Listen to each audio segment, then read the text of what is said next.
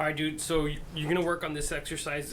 It's actually fun. I dig doing these. So what I was doing is I was changing from 80 BPM, 90 BPM, and 100 BPM, and that's what you're gonna see on the exercise. It's gonna be 80, 90, and 100.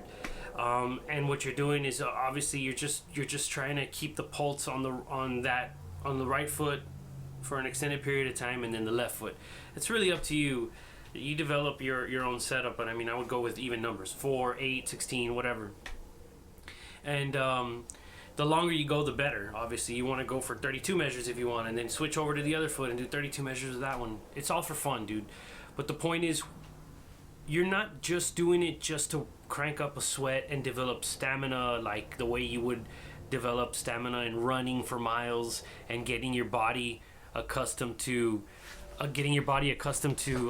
to breathing hard for a long time. What you need to think about, and it's what everybody has to think about. I mean, me too. Okay, when you're kicking your feet, try to avoid what I call goat foot. Okay, goat foot is when people, let's say your foot's flat on the ground, right? What they'll do is they'll favor the front half of their foot, which is what I do too, but they'll just pump the pedal like this. Okay, so you're jabbing downward. It's you end up using 100% of your energy on only half of the motion, and that's the secret.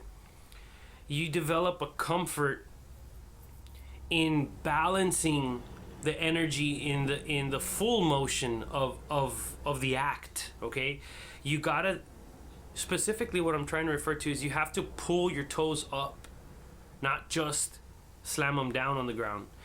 And when you focus, when you're playing and you're thinking about the up pull, it starts to pull your beater back further, and you actually end up drumming harder. So you're focusing on a movement that is, this much more than what you already do, let's say, right? And that equates to the distance of the beater going that much further. So I mean, you could say if you could somehow have a motion like this wide of your toe, going up and down, which really isn't much, then you're gonna see your beater moving that much further. It's not about how hard you can cram your whole leg down into the floor. That's not gonna make you drum any harder. I mean, imagine if you lifted the beater this far off the bass drum and then fucking slammed it real hard. You're not even gonna sound louder. You're just gonna shove the bass drum. You're not gonna play into it. Okay? So just be mindful of pulling your toes up. When you pull your toes up and you do exercises, real simple ones like this one, it causes you to somehow last longer. It gives you it's not an illusion of stamina. It's a refinement of technique. And you refine your technique, and then you realize that you're not fighting your body and trying to go for a long time. Now, it's something I've learned. It's something that was half taught to me and then developed. But I mean, I'm not gonna tell you that I'm like Sterling. Sterling he can pop his feet for years without stopping, for miles without resting. He's just developed he's developed his technique to where it doesn't wear his body out to kick that long. He found a balance. He refined his technique, and he can just go. Yeah, I mean, you're gonna feel a little bit sore because I mean you're also developing lactic acid in your body from fucking drumming and moving around, and you're burning calories and whatever. But again, the more refined your movement is, the less energy you waste in trying to fucking do the damn thing, right? So just think about that. Try to. Oh, and another thing, when you put your feet to the pedals, my recommendation to you is to avoid the deal where one foot is out like this.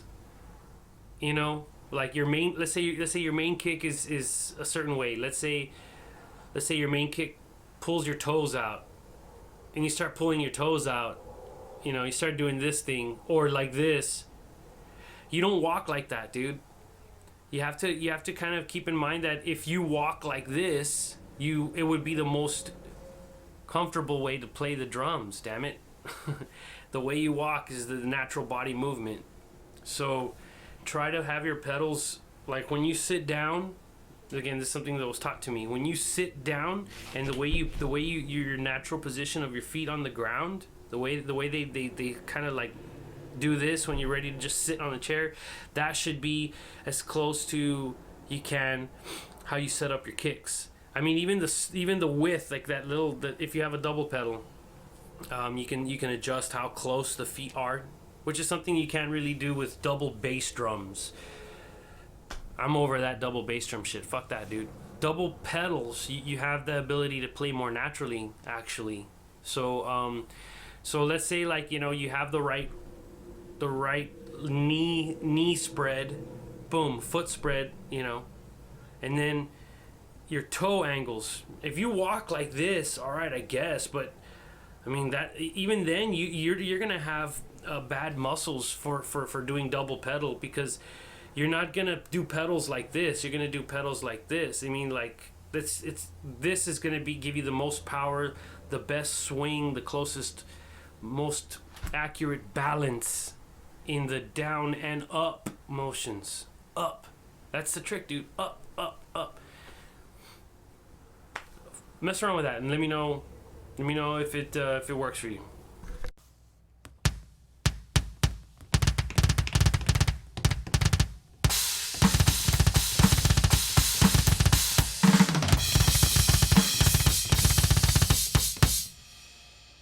All right, 80 BPM.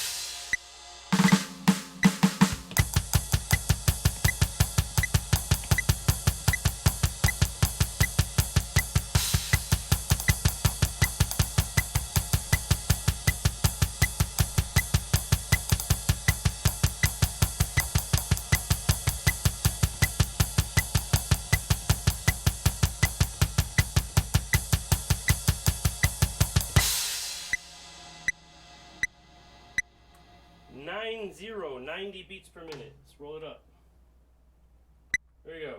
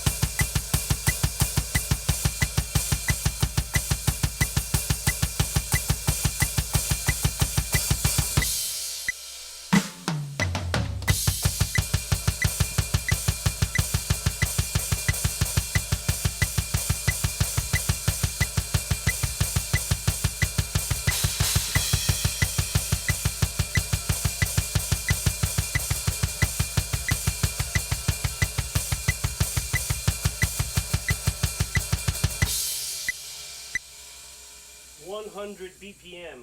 100 BPM. Getting a little warmer now.